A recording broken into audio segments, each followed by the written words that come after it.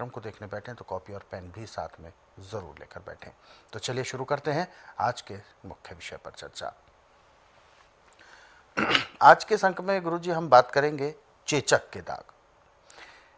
ऐसा कहा जाता है, यदि हम थोड़ा सा कुछ वर्षों का पीछे का इतिहास देखें तो चेचक एक ऐसा रोग जो कि बहुत व्यापक स्तर पर फैला था एक बार को, और उससे संबंधित बहुत सारे लोगों को बीमारी लग गई थी।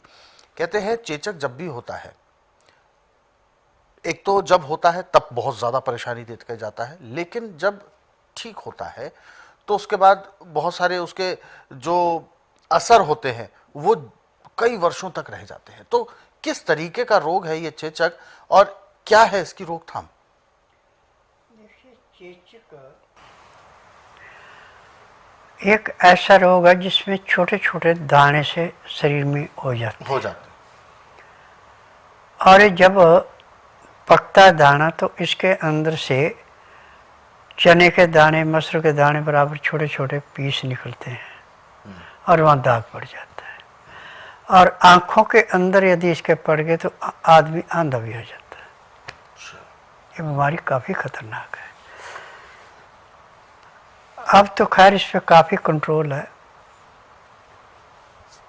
और इसके जो दाग पड़ जाते हैं इसका कोई भी एलोपैथिक में, आयुर्वेद में इलाज नहीं है। एलोपैथिक में तो प्लास्टिक सर्जरी करके इसको भरते हैं, परंतु वो भी न गर्मी सर्दी दोनों बर्दाश्त नहीं करती।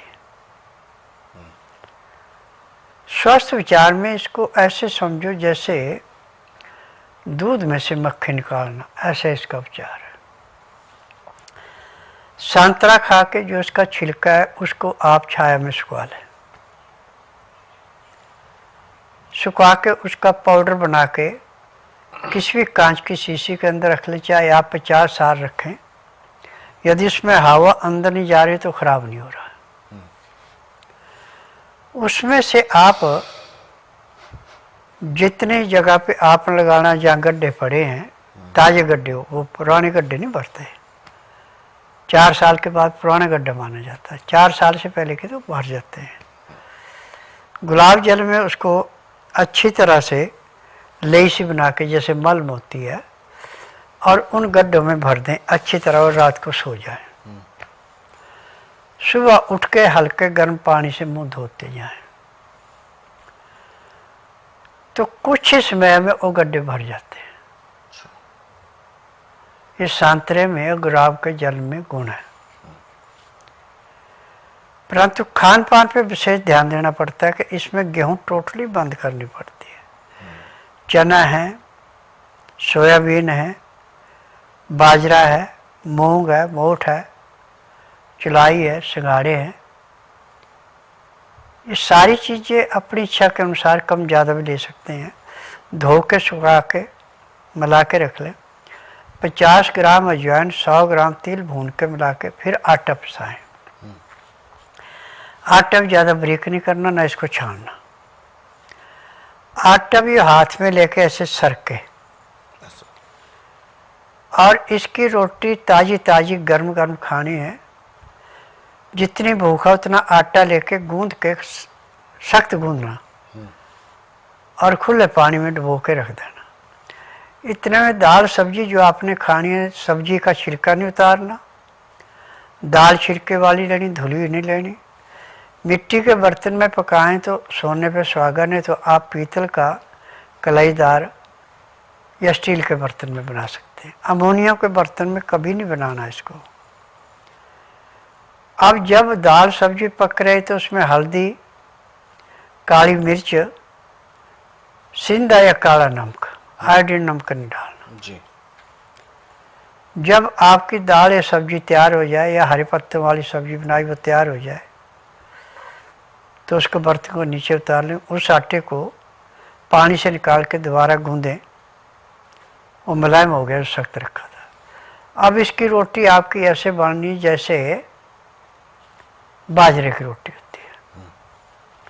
जब रोटी अच्छी तरह सिक जाए तो उसमें थाली में डाल के ऊपर से दाल सब्जी जो बनाई उसको डाल दें, और जो पानी पीने के लिए रखा उसमें लहसुन प्याज अदरक के रस का पानी उबालने के बाद जब 15 से 18 डिग्री रह जाए तो ताज़ा लहसुन प्याज अदरक पीस के उसका रस एक चम्मच पानी में मिला दे। बाकी जो कचरा वो दाल सब्जी में मिला के खा लें। इसका तरीका है कि 2-4 ग्राही खाना खाया फिर 2 घुट पानी पिया, फिर 2-4 ग्राही खाना खाया 2 घुट पानी पिया। पानी पीने में खाना खाने में आपको पूरा 1 घंटा लगाना पड़ेगा, घंटे से ऊपर भी लग जाए कोई बात नहीं। फिर उसके बाद दातन कूड़ा करके 5 मिनट के लिए वज्रासन बैठ जाए। वज्रासन से उठ के कम आधा घंटा थोड़ा आप टहल लें। फिर आधे घंटे के लिए आप शवासन लेट जाएं सीधे। फिर 5 मिनट के लिए बाईं साइड करवट लें, 3 मिनट के लिए दाईं साइड करवट लें। उसके बाद शवासन लेट के बाईं साइड को करवट लेके उठें। आपको ऐसा महसूस होगा जैसे आप 8 घंटे की निद्रा पूरी होकर बिल्कुल फ्रेश हो गए, आपको कहीं कोई दुख तकलीफ नहीं होगी। उसके बाद आपने काम धंधा करेंगे जितना मर्जी करें, आपको थकावट नहीं महसूस होगी। दिन का खाना ये आपने 12 बजे से पहले खाना है, बल्कि सुबह सूर्योदय होने के साथ साथ खा लें तो और भी अच्छा। रात्रि का खाना सूर्यास्त होने से घंटा 1.5 घंटा पहले, और खाना खा के दातन कूड़ा करके 5 मिनट के लिए वज्रासन से उठ के कम आधा से पौना घंटा आपको सैर करनी पड़ेगी। फिर घंटा 1.5 घंटा आपने आराम करना।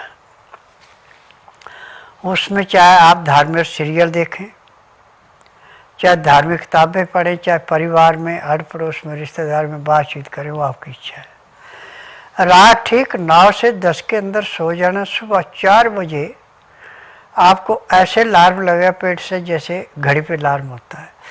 एकदम उठ गए तो ठीक है, पेट बड़ा अच्छा नॉर्मल साफ होगा। यदि आलस किया तो फिर कपड़े भी खराब, इसका प्रेशर बनता है।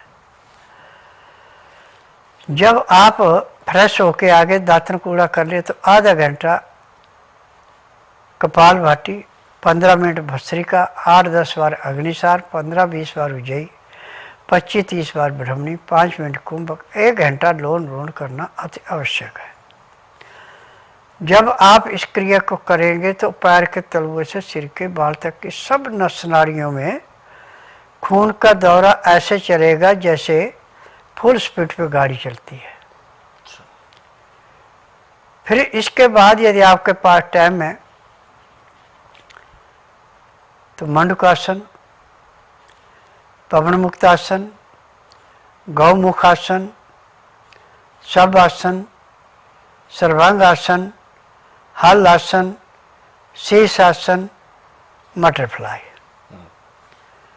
ये क्रिया यदि आप प्रतिदिन कर लेते हैं 2.5-3 घंटे, तो आप ये समझो कि जब तक आपके शरीर के अंदर सांस है तब तक आपको किसी डॉक्टर हकीम के पास जाने की जरूरत नहीं पड़ेगी, ना आपको कोई रोग होगा। जितना आपका पेट अच्छा साफ होगा उतने आप रोगों से दूर रहेंगे। जब भी आपकी पाचन शक्ति कमज़ोर पड़ेगी, पैंक्री इंसुलिन नहीं बनाएगी, खाया पिया पेट में सड़ेगा, तो रोगों को निमंत्रण मिलेगा। अब जो तरीका मैंने बताया इसको अपनाते हैं तो आखिरी सांस तक कभी भी आपको किसी डॉक्टर हकीम की जरूरत नहीं पड़ेगी, ना ही आपको कोई रोग होगा। बिल्कुल गुरुजी, यहाँ पर जैसे कि हम चेचक को लेकर बात कर रहे हैं, फिलहाल तो चेचक के दागों की भी हमने बात करी थी। चेचक में किस किस तरीके के परिवर्तन आते हैं और शारीरिक तौर पर? देखिए, चेचक का जब भी आपको बुखार चढ़े, बहुत तेज चढ़ता है और शरीर में जैसे बाल तोड़ दुखता है ऐसे पूरा शरीर दुखना शुरू होता है और छोटे छोटे दाने सारे शरीर में हो जाते हैं। ये नहीं कि मुंह पे या पेट पे या हाथों पे होने हैं, पैर के तलुओं से आंखों तक भी ये दाने हो जाते हैं। परंतु जिस टाइम चेचक होने लगे उसी टाइम आप शहद का प्रयोग कर रहे हैं, शहद चाट रहे हैं, पानी में पी रहे हैं, गर्म पानी में, तो आपको उसका इतना प्रभाव नहीं होगा। और गर्म पानी में शहद मिला के पूरे शरीर में मालिश करते हैं जैसे तेल की करते हैं, तो चेचक के ना तो दाग पड़ते हैं, ना उसका बुखार तंग करता है, ना आपको जलन रहती है। इसमें बहुत ज़्यादा जैसे अग्नि पे बैठे ऐसे पूरे शरीर में आग लगती है।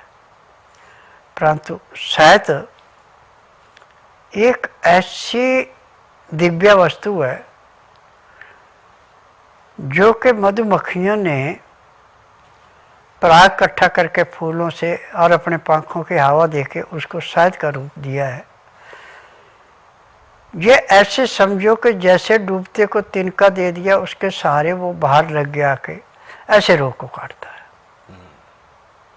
तो बिल्कुल ये जो दिक्कतें होती हैं दर्शकों, ये हमारे बहुत ज़्यादा तकलीफ़ देने वाली होती हैं, और ऐसे में अक्सर देखा जाता है कि जिन लोगों को ये समस्या आती है, जो पीड़ित होते हैं, उनको ये समझ नहीं आ पाता कि उन्हें आखिर करना क्या है, क्या परिवर्तन हो रहे हैं। बहुत तेज़ी से इस तरीके के गतिविधि हो जाती है, सोचने और समझने का वक्त भी नहीं मिलता, और ऐसे में पूरा शरीर जर्जर होने लगता है। क्योंकि इस तरीके के रोगों के बढ़ने के कारण ये भी है कि जानकारी का अभाव है। जानकारी ही नहीं है कि इस तरीके के रोगों से लड़ने के लिए क्या कुछ तैयारी करनी चाहिए और कैसे हमें सावधान रहना चाहिए। बहरहाल अभी गुरुजी ने जो सारे मुद्दे बताए हैं, जो भी नुस्खे उपचार आपको बताए हैं, इनको आप याद ज़रूर रखें, और यही हमारे इस कार्यक्रम का मूल उद्देश्य है कि आप सभी तक वो सारी जानकारी पहुंचाई जाए जिनकी आपको आवश्यकता है। तो इस कार्यक्रम में यदि दर्शकों आप जुड़ना चाहते हैं, किसी भी तरह का कोई सवाल आपके जहन में है, तो आप हमें कॉल कर सकते हैं इसी नंबर पर जो आपकी टीवी स्क्रीन पर प्रदर्शित जा रहे हैं, या इसके अलावा आप हमें व्हाट्सएप के ज़रिए अपना संदेश भेजना चाहते हैं तो व्हाट्सएप मैसेज में लिखें अपना नाम, उम्र, कहाँ से बात कर रहे हैं और पूरा सवाल, ताकि आपका सवाल लिया जा सके और आपको मार्गदर्शन प्राप्त हो सके।